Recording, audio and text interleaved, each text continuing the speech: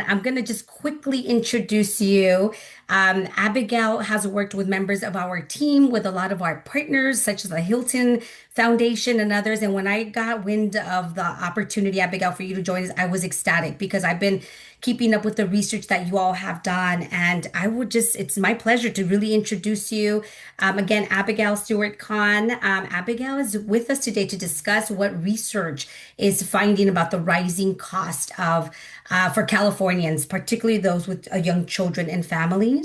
We know that when families are struggling, there's a lot of different stressors that then have a dominoes effect.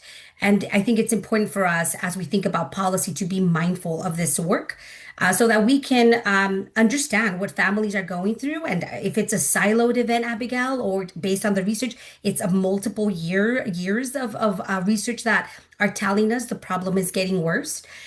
So Abigail is the managing director of the Stanford Center for Early Childhood. And again, she leads the research policy and system building initiative focused on improving outcomes for young children. And she has more than 25 years of leadership experience across government, academia, and community-based organizations. So welcome, Abigail. Let's see, Abigail, let's go ahead and start with the basic question. We were originally hoping that you could react to the assembly member and the chancellor's reactions. Hopefully, you're able to join us afterwards, but would love to hear what research the center's currently working on right now, just big picture, and then we'll hone in on the more recent projects. So I'll turn it over to you. Yeah, absolutely. Sonia, thank you for having me. Thank you to your team for inviting us. And thank you to Assemblymember Gonzalez and Chancellor Roman for having this conversation. I'm delighted to be part of this important group. I'm an admirer of Unite LA. And of course, our partners at Hilton are making all of what I'm about to talk about possible. So happy to dive in there. So, just big picture, the Stanford Center on Early Childhood focuses on ensuring that each and every child can thrive from the start. And what we know is that children's ability to thrive matters mostly on the context in which they're living, the families, the educators, and the communities that surround them.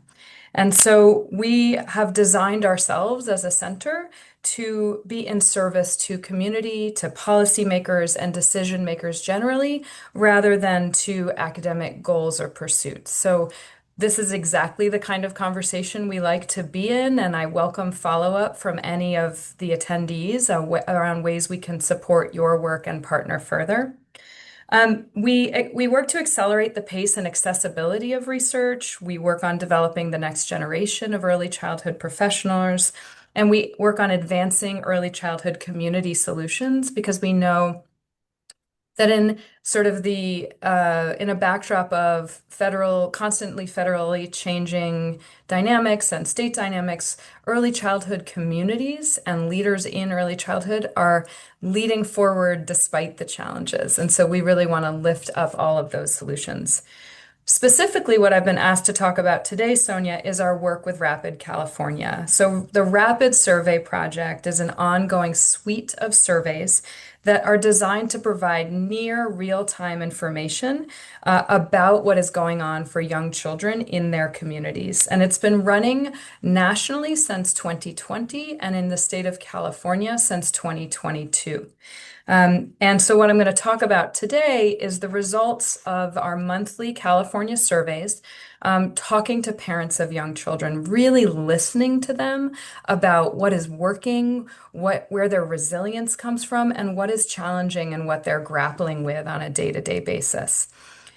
This is all really designed to lift up the voices of parents of young children to allow employers, decision makers, business leaders, policymakers, elected officials, program developers, all of the folks listening on this call to have that real-time information about what's going on for parents in their community.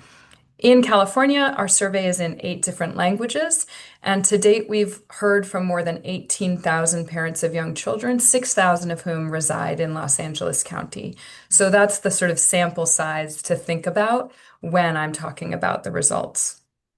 Would it be helpful to kind of dive in a little further into what we're I hearing would from love it. families? Yes, that was my follow-up question. If we can Okay. dive in a little bit deeper, but that sample size, Abigail, I think it's astonishing to hear the numbers, given that I think it's clearly a very translucent reflection of what most Californians and Angelinos are dealing with. So major kudos to the center for this amazing work. And yes, please go ahead. What exactly are we working on today? Yeah, absolutely. And I want to just start by saying thank you to the Rapid Survey participants and to all of our recruitment partners.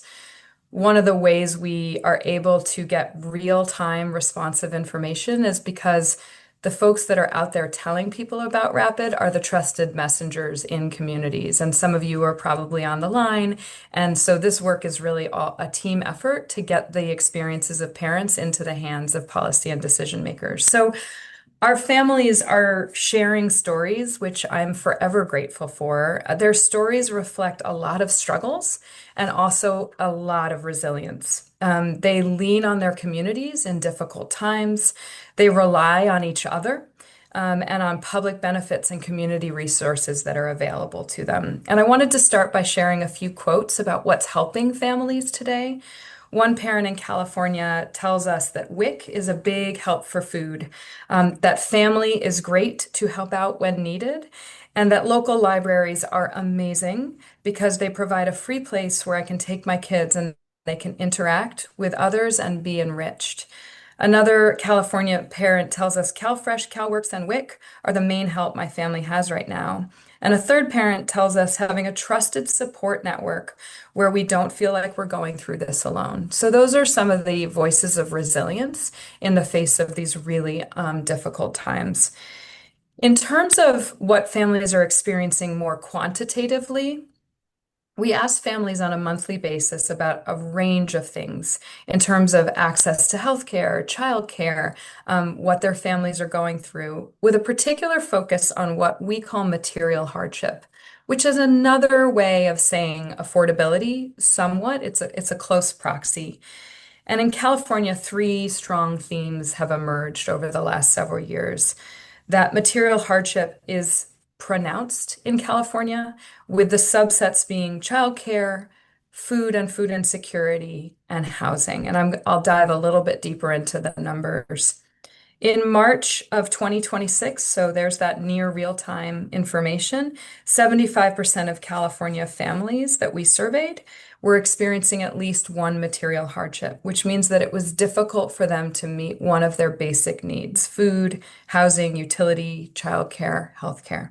So I just want to pause on that number. 75% of California families are finding it difficult to meet at least one of their basic needs. So in my social work career, this used to be the realm of a subsection of folks who were in the lower income areas. This is now the majority of Californians telling us that meeting their basic needs is challenging on a month-to-month basis. And so it really requires that we stand up and pay attention. And I know that people really are.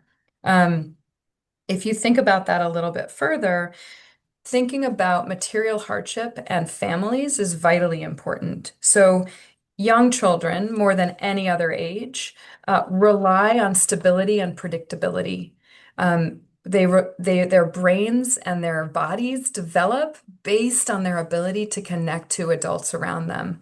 And our research has shown that when we have material hardship increase, the next month we see parental distress increase, and soon after that we see child emotional distress increase. It's not rocket science, but it is really, really evident and consistent in our surveys and in our data. We've coined this the chain reaction of hardship.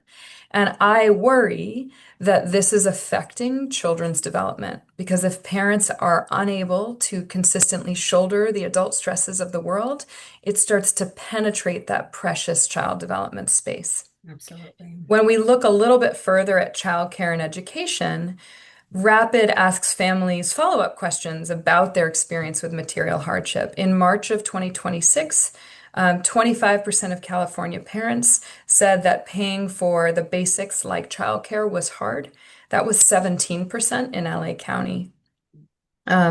But they also have some really positive things to say about transitional kindergarten, Yep. that increasingly families are aware of transitional kindergarten and are starting to be able to rely on it. There are some families for whom it's not meeting their needs, but when families are enrolled in TK, it's helping them financially, they Yep. tell us, and it's also helping their child to grow and thrive. And 75% of parents that whose kids are in TK say that it's meeting their expectations. So that's a real Great. positive That policy is very good. development to think about. And Abigail, if I can just pause you Yep, there, I'm please. excited that the Assembly member is Great. actually hearing your presentation because originally he was supposed to be with us at the top end and he was going to miss your presentation. Sounds like he got a good chunk of it. So if you don't mind, Abigail, can we pause, come to the Absolutely. Assembly member, and then we can come back on your closing remarks on the remaining studies, the findings, and then the policy recommendations. Is that okay? I appreciate you, Abigail. Thank you. And the assembly member, I wonder if you can get off camera when you have a second. I believe. Hey there, I'm trying to, but it says you cannot start your video because it's disabled by the host.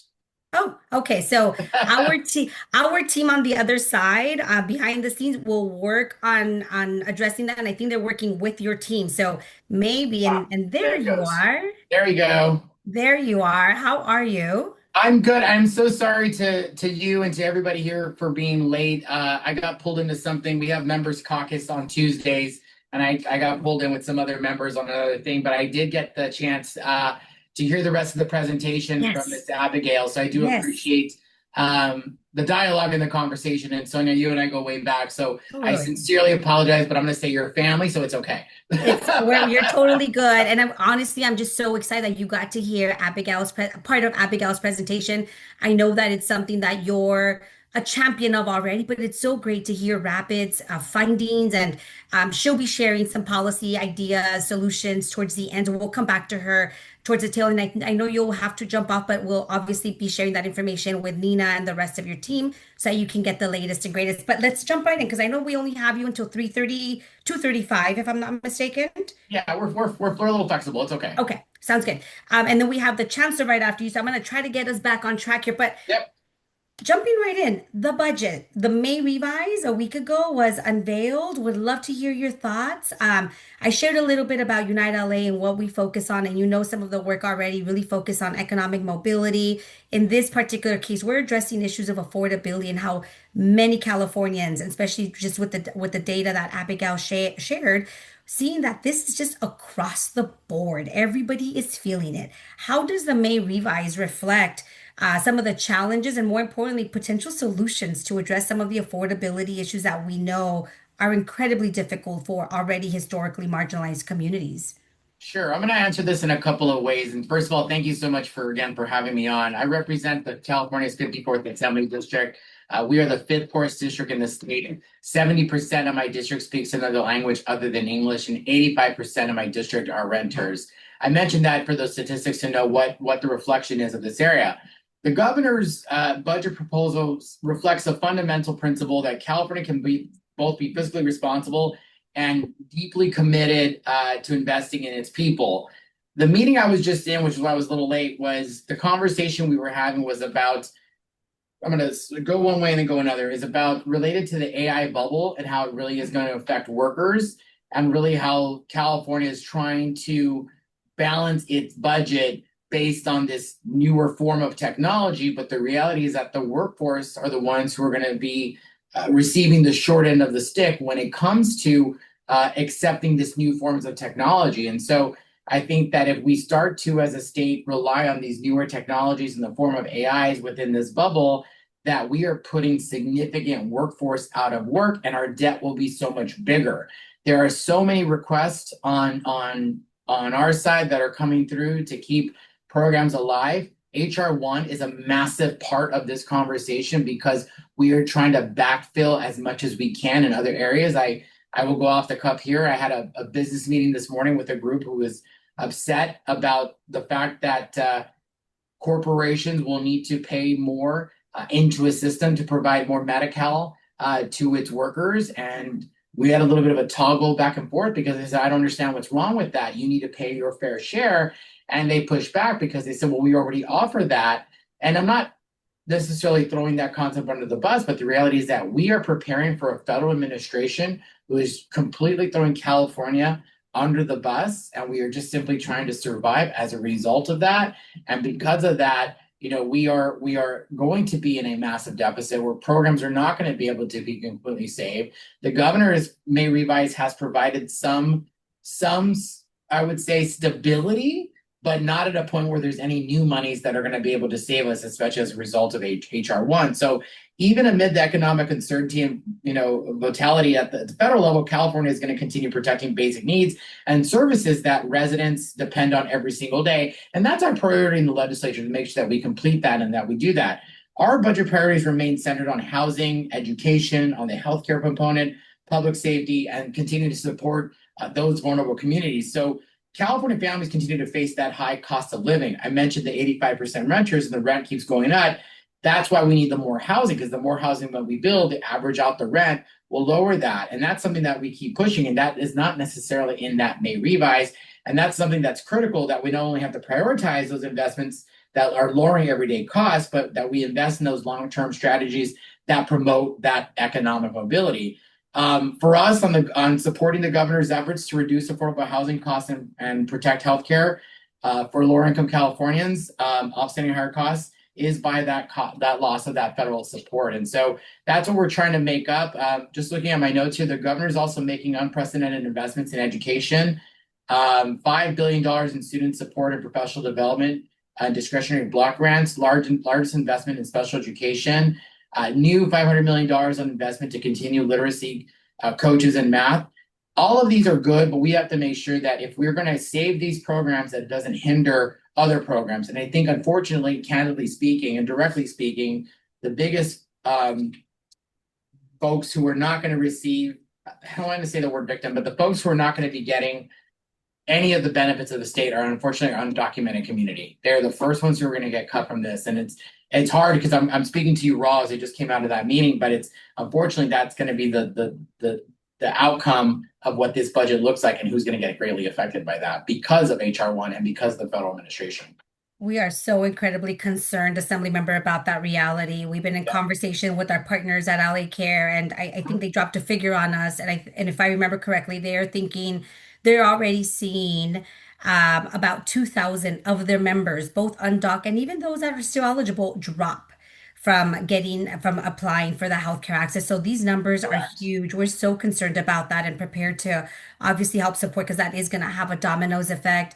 Just going quickly, because I know the chancellor is going to be coming on shortly. Yes, I apologize. No, not to worry. And I know you guys have some history as well. So it would be great to talk LA College Promise a little bit and some of the work that you all did together. Wondering, can you shed light on the legislature's efforts to strengthen and protect ECE investments? Similar to other areas, we know that the governor and the legislature have done an amazing job at creating new investments to support workforce issues and pathway opportunities, such as K-16 Collaborative. Obviously, with the shift in administration and not knowing what that's going to look like, crossing our fingers all is favorable, we're obviously thinking about what the future looks like and what the future looks like for these types of investments. Can you speak to that? Maybe even give us some advice on how we can ensure that we successfully elevate some of these huge wins that the governor and the legislature have made for the follow-on administration. I think it's just about contacting my colleagues. I mean, a colleague of mine just made a side comment that we had to save and protect childcare in the last budget cycle when it was completely being gutted. And so I think reminding the legislature and reminding those folks, my colleagues, both on both sides of the aisle, that this is a priority for us, that we need to continue to protect and not cut, but to save, because it's not new. Affordable childcare that respects and values the hard work of caregivers is critical for our communities to thrive. And that's extremely important for you guys to reiterate that message. Obviously, we know many childcare providers are small business owners, and supporting childcare means supporting that economic prosperity. And many folks rely on that to be able to have their job. I mean, if we're going to talk about preventing homelessness and preventing folks from being on the streets, childcare providers and having childcare has to be part of that conversation, given the fact that we have to be able to. Oops, am I still there? Yeah, we hear you. Oh, sorry, my screen went off randomly. Yeah, we can see you. We have to be able to protect. Sorry, Zoom's being funny. Oh, there we go.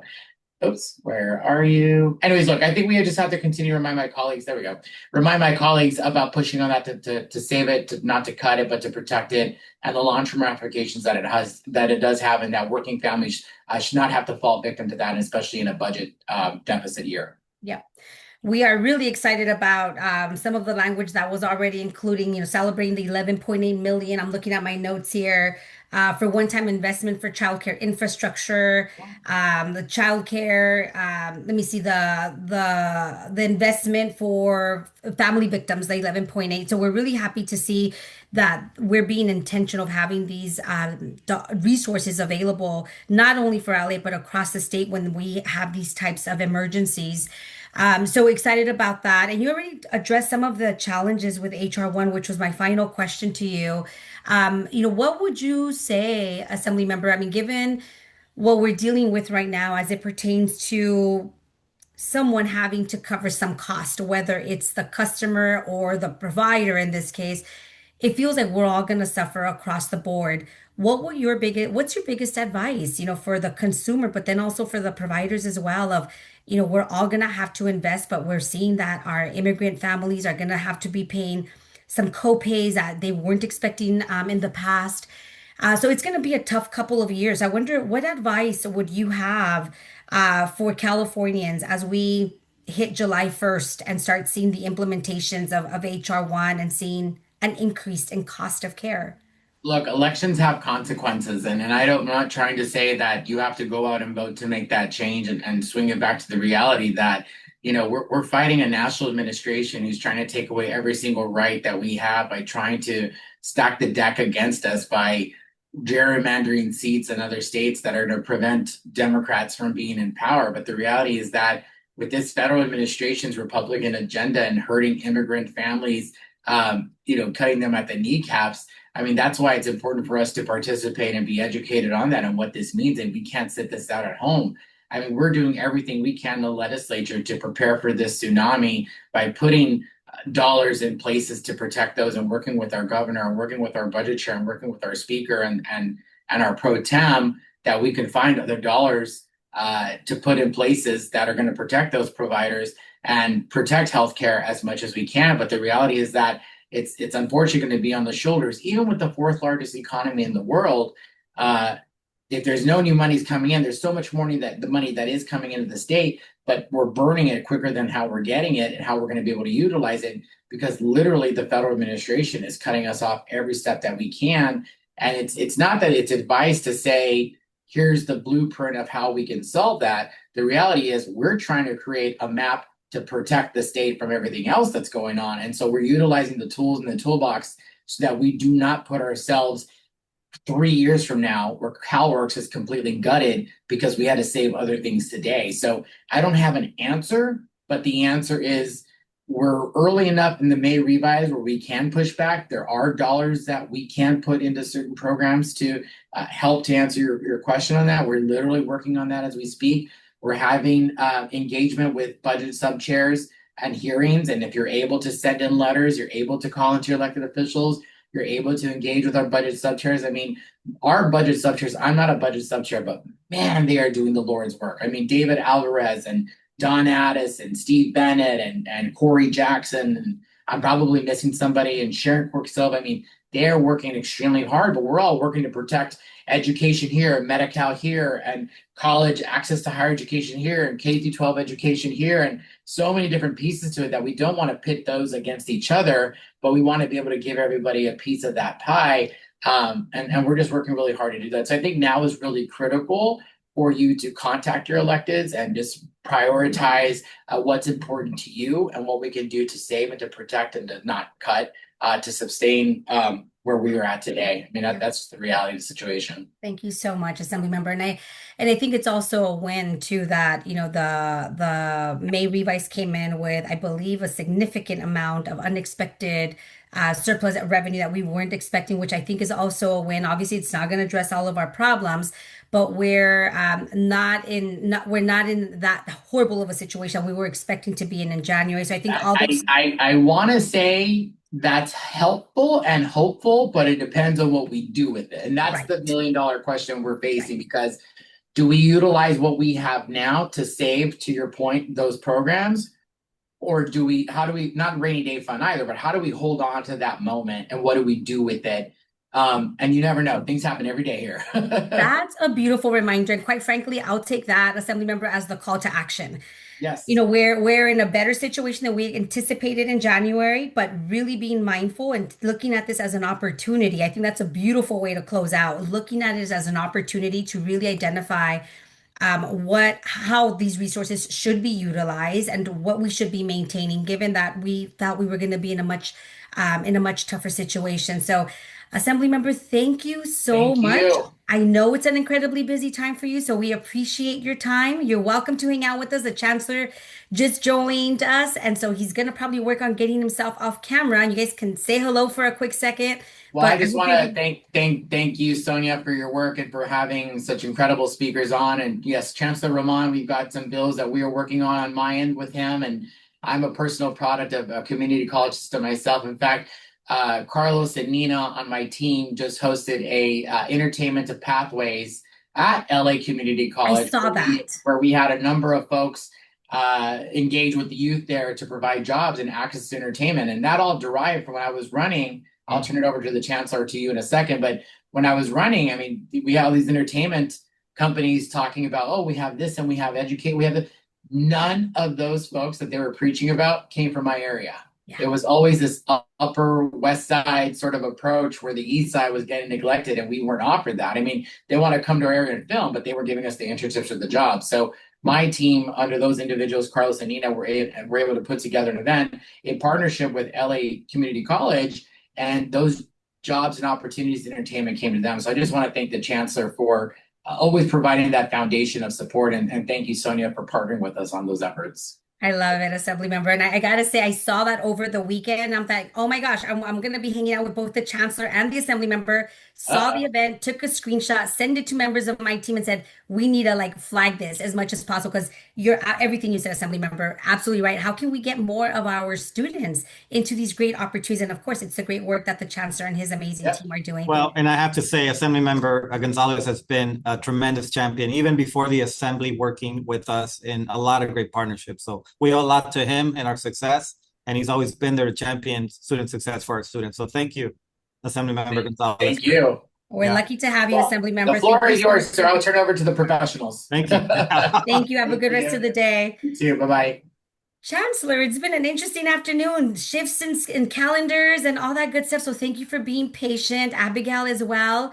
The Assembly Member was able to hang out with us, and you might have heard some of what he shared, maybe a little A bit. little bit, yes. A little bit. So not sure if we want to pause and just maybe get any reactions before I actually introduce you. Actually, no, I know we're short on time, and I want to be cognizant that you have other folks, but I would just share again with you that Assemblymember Gonzalez has been an amazing champion for education. He's working with us on some bills that are really going to focus on student success and opportunity. And again, I just want to thank him on behalf of the entire LACCD. And I know we're short on time, so I will give this back to you and ready for a conversation. We can jump right in. Well, first of all, it's nice to finally share space with you. We've been in settings together, but not actually one-on-one. So it's a real treat to finally get to hang out with you. First and foremost, thank you, obviously, for being here today, but then also for being part of the Unite LA board. We're so excited. Our board is dynamic, and we're so excited that they reflect a lot of the leaders like yourselves, that come with that lived experience and are able to share and frame the systems in ways that they know, because of personal experience, can help improve the life of historically marginalized youth. I think everybody knows you, but very quickly, I'll just introduce you. The Chancellor was appointed Chancellor of Community College District in May 2025. Happy anniversary. It looks like you hit your 1 year mark. For over 2 decades, he's been dedicated for educational equity, again, tirelessly working to improve enrollment for students throughout the LA Community College District. You have 25 years of experience as a faculty member, leading as vice president in certain institutions, and now leading our 9 community colleges. you're coming in, Chancellor, at a time when it's so incredibly difficult. When we're talking about our undocumented populations, our student population, our mixed status families. I mean, you and your team are really coming in to try to address issues that are very unique, that I don't know any other chancellor has really had to address to the extent that you do. So thank you for that. I am sure it's not an easy task at all. I'll end by saying that LA Community College District represents about 200,000 students, Chancellor, give or take. And so we are just so excited to have you be here with us. We know that you've led a lot of the work with East LA Community College, where we do quite a bit of work with that team as well. So we're just thrilled to have you be with us. And as you know, today we're talking about the issue of affordability. Excuse me. We have Abigail that through the rapid survey has shared some of the struggles that a lot of our Californian families are experiencing. I think that definitely resonates with the community college population as well. We have students that are perhaps parenting students that have taken a gap, have returned back to school, and are dealing with a lot of challenges. So we know that the community college system also really helps set up our students for success for the workforce by providing the internships and the pathway. So it's just a critical opportunity for so many youth. I'd love to just kind of get your thoughts on, just the May revise. If we can start there, what are your thoughts on what this means for the community college system? We just got word of what the May revise is going to look like a week ago. So I'd love to just get your thoughts and we can start there. Yeah, thank you again. And of course, as you mentioned, I think we're in current times where priorities have shifted for us in terms of where we're placing a lot of our efforts. LA has been the epicenter for a lot of the raids that we've experienced. The student population that we serve. We serve first generation students. We serve students that are undocumented. We serve students in mixed status families. So one of our priorities has been to make sure that we have resources for our students so that they feel welcome, supported, seen, heard. They're getting the advice they need from referrals. So we have the state budget has become much more important to us now, given that we did in fact lose some federal funding in the last couple of months due to some callbacks from programs that are essential to support our students. So the May revise is giving us some hope. It is a stable budget for community colleges in the sense that we're not going to lose any revenue. There's a little bit of growth money in there. But I think one of the most important parts of the state budget for community colleges is that we are getting our full funding and we are going to receive approximately 100 million, what they call the student block grant. This grant will allow us to support our Dream Resource Centers, which are centers that support our AB 540 and undocumented students. It allows us to expand our basic needs support, where we give food, we provide referrals to housing, we give, vouchers and things that are becoming more and more important to our students to be successful. So part of the approach is really supporting our students holistically and having additional state dollars, although they're one-time funds, at least allows us to continue some of the projects that we've had in initiatives that started a few years back. So overall, the budget seems okay. The COLA will certainly be helpful for us to be able to generate some opportunities to not only support our employees, but our students as well. So all in all, we're going to take the budget we get. We're asking for additional funds in our LGBTQ space and transportation. We didn't get those, but at least we got the base support in addition to some block funding that will allow us to continue our programs. Congratulations with that. That is a huge win because I think the important pieces here is sustaining a lot of the work that we know works, that we've created infrastructures for, and that it's critical for us to continue to sustain.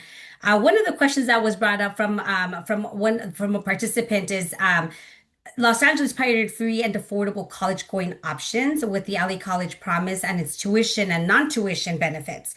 I think you're kind of alluding to it already, kind of touched on it. But having said that, endowing some of these benefits is a constant challenge for the district.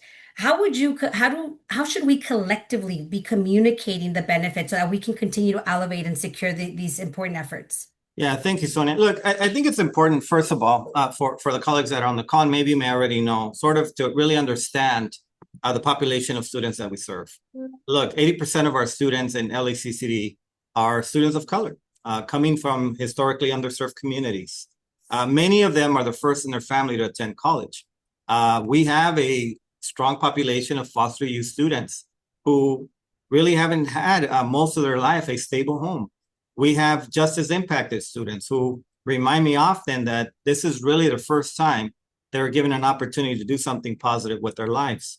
We serve veteran students who have served our country and now coming back to immerse themselves into our communities in positive ways. I already mentioned we serve undocumented students who are now the target of the federal government being told they don't belong here. We serve working parents who are managing a family, trying to earn a degree, provide a better life for their kids, and of course, going to school and having to work as well. So our students are food insecure and house insecure. The college promise really gave us the opportunity to say to our students, we will provide the free tuition. But the fact of the matter is there are other areas that remain important for us to be able to serve our students holistically. Look, students, there are many students who without community colleges really wouldn't have access to higher education. And it's not because they're not ready to go into a four-year university, but again, they face those particular barriers that we're talking about.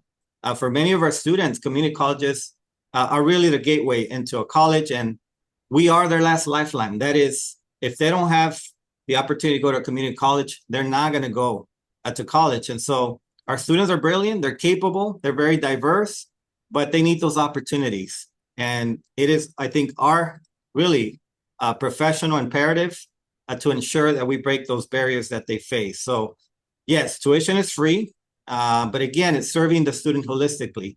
If we want our students to be successful, we have to address the basic needs. And this is something that I think LACCD has done very well in, again, serving the student holistically. One of the things that we've done is set up what we call the basic needs centers. Each of our 9 colleges has a basic needs center. There we have food pantries. We also have grocery distributions. We have partnerships with entities like Food Bank and Kroger now. But in addition to that, we have been partnering with nonprofits to provide housing. We work with Jóvenes, Shower of Hope, LA Room and Board to provide housing opportunities. In addition to that, the district has now embarked on a housing initiative, $500 million housing initiative where we're going to build dorms. In addition to that, we have just started a partnership with Cal State LA. They have declining enrollment. We have students. So we're actually going to place our students at East LA College at Cal State LA, and they're going to be guaranteed enrollment into Cal State LA automatically by being part of that community as well as ELEC's community. So we're really working, again, to break those barriers that get in the way of education. Transportation, we have a partnership with Metro to provide bus passes for our students at $7 a semester. Mental health, we have counseling services, mental health support, wellness centers, and other things. So as we talk about the education that's so important for our students who are first in their family to go to college, students who are really looking for those opportunities that perhaps in the past haven't been there, we have really taken on this challenge to serve our students holistically. And it really means every challenge that comes our way, we're there to support them and to break those barriers. So it's a way in partnerships like United LA, Chamber of Commerce, and others who have come forward and said, we want to help support your cause. We want to make sure that we help you eliminate those barriers. I feel so inspired. Again, having heard from the assembly member and then having heard a little bit of like Abigail's, the data that she started sharing with us, Yeah. like it's just, it's so, I feel so hopeful knowing that we're in good hands with dynamic leaders that are thinking outside the box and Yeah. getting creative and doing things that we've never seen before, such as the housing partnership that you mentioned and community colleges partnering with ELAC and or maybe it's ELAC with Cal State LA. I think you mentioned. Yes. Yes. I mean, it's brilliant. And then it was a perfect segue, Chancellor, for my final question, Abigail, just flagging that you'll be up next. You alluded to the LA Chamber of Commerce, and as you know, Chancellor, part of the work that Unite LA does is bring in the business community and really help educate them on non-traditional issues and really help activate them so that they feel like they have a seat at the table in education and workforce conversations, particularly when we're talking about community college students. This conversation here today is made up of a very diverse group of partners, including business leaders as well. We have some that have joined us what would be your biggest message to business leaders on ways that they can continue to be involved and supportive on efforts that are going to support their very near future workforce? Yeah, thank you for that question. I think it's a really important question given the current time. And I would say this, look, our district, given our size, the degrees, the programs that we offer, the quality of faculty, our staff really stands as an institution that's uniquely positioned to partner with business, with industry, and to really, I think the main point here is to address the critical workforce shortages that we have, to build the pipeline, to ensure that we have regional economic needs that are being met. You mentioned the Chamber of Commerce. This is one of our latest partnerships. We are working with healthcare providers like Altamed, Cedars-Sinai, White Memorial Hospital. And the idea here is that we are going to provide the workforce in the areas of CNA, EMT, radiology. These partners have told us if you can graduate students in these particular areas, we have jobs ready for them. So what community colleges are doing, LACCD in particular, is finding ways to say to our students, we're no longer just interested in making sure that you get your degree or certificate. We want to make sure that there's a job lined up at the end of that degree and certificate. Another great program that we have is Hire LAX, where we are putting our students through construction management programs. Hire LAX is hiring the students as they graduate. We have another program with UPS. It's a logistics program. The former supervisor at the UPS is now one of our instructors. So they guaranteed employment to our students the minute they graduate. And then the last example I'll give you is a very recent one where we are now partnering with Habitat for Humanity. We have a wonderful construction management program at Trade Tech College. So we're sending our students to do the rebuild in the homes that were affected by the Eden fire. They're getting practicum experience. They're connecting with employers. And of course, they're working towards a greater cause, and that is to help those who lost their homes in the Eden fire. But ultimately, the partnerships are vital to ensure that we have employers who are ready to hire our students, to ensure that we are meeting the needs of the business and industry as it relates to healthcare, IT, construction management, business. So, Sonia, as you mentioned, the partnerships are really critical to us. We are expanding in those opportunities with the Olympics, of course, with the World Cup, and other events that are coming our way. So LACCD is well positioned to continue to grow in this space, to connect our students to jobs, because that's the ultimate goal. As students are, considering the value of higher education, we want to make sure that we can say to them, if you invest time and effort with us, there will be a job at the end of that degree or certificate. So we're doing incredible work in that space. Congratulations, Chancellor. Thank you so much for your time. We're excited about continuing to partner with your team to do the great work that you are leading. Again, thank you for being part of our board and sharing your time with us, not only today, but just throughout as a board member. And then now we'll hand it over to Abigail, who will go back to her research findings and share a little bit more. And now we have some great solutions, Abigail, that we can consider. So, Chancellor, thank you so much. Have a great rest of the day. Abigail, we heard a lot from the Assembly member and the Chancellor. I hope you're feeling as hopeful as I am, given the very tough reality that a lot of our Californian families are dealing with. So, with no further ado, thank you for being flexible. I'll hand it over to you so we can get going where we left off. Yeah, absolutely, Sonia. It was actually so exciting to hear from the Assembly member and the Chancellor, and I was struck by the need at this moment to have champions at kind of every level of the conversation. So the Assembly member was talking about what's happening in Sacramento and in the federal government, and the Chancellor is clearly an example of listening deeply and understanding the population that he's serving really, really well and acting quickly to meet their needs and thinking of the institution not only as a place of education, but understanding the intersection for his students of material hardship or affordability and the ability to complete their education and advance their goals. And so that's really what we hope Rapid will be able to provide for policymakers is a mechanism to listen in real time to families of young children, the way that the Chancellor is doing, the way that the Assembly member is doing.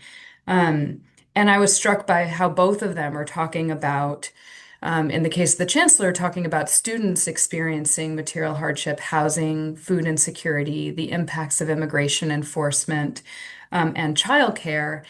And that is reflected across the state of California. As I was saying before they joined us, really in the majority of families with young children experiencing these forms of material hardship, this is no longer the purview or the difficulties of a small group. This is statewide. And so what it's going to require is folks in Sacramento, chancellors everywhere, and all of us here finding creative ways to listen to our communities and make creative partnerships in tight fiscal times to unlock opportunities for families. So I thought it might be helpful to share some of the ways in which we're hearing that rapid data is being used for positive change across the country. For example, in the state of Connecticut, they've used the rapid data to pass legislation that is funding childcare and early childcare initiatives. At a local level in Michigan, they were using parent voice to show their local community, their local agency, that the childcare subsidy that was available was being left on the table because of a barrier to access that wasn't intentional, but was not understood by the local agency. And when presented with the parent's actual experience, they started to make changes. We've seen states that are responding to the federal shutdown, for example, that we know affected SNAP benefits deeply in the state of California, but across the country, pour money into food banks. And while that's a really important solution, rapid data over the course of our surveys has shown that it doesn't really reach all families. And so those leaders who are listening in real time to their communities know that maybe we need food banks, but we also need food delivery and we need cash going to families because not all families can get to food banks during operating hours or on transit. So I think for the business leaders here and the employers here, I think it used to be probably okay to say that if we're surveying our constituents on a, every few year basis, we would understand their needs. The times are not that stable. And so creating mechanisms, whether it's rapid or your own mechanism, to listen in real time to the challenges and the solutions shared by your employees is really where we're going to get the best ideas to respond to this complicated moment. Absolutely. And it's one of the areas that I wish we had a little bit more time to address, which I think are very unique barriers, is for parenting students. And I think that's a combination, Abigail, of like the families that have probably been surveyed and are represented in your research findings. And I feel like it's also a population that we need to just get more familiar with because they're dealing with the challenges that your survey findings are addressing, but then they're also community college students or part of their higher ed students, right? And that just comes with a different set of barriers that we know are even more difficult, right? So I think it's something that I look forward to reading more on as you guys do this great work because I know you guys are just really in it, and not only addressing the small sample, but one that I think anybody would agree is a sample large enough to realize that this is a California-wide issue, not just a regional issue. And I think presenting it to our elected officials and leaders like the chancellor is going to be so critical to help provide the data. I will say for us, in working with our business partners, we do rely on data to help make these cases. And so we will definitely be running with it and sharing it with our business leaders as we make these call to actions for our business partners. And you might have noticed, Abigail, we put some rapid findings into the chat already.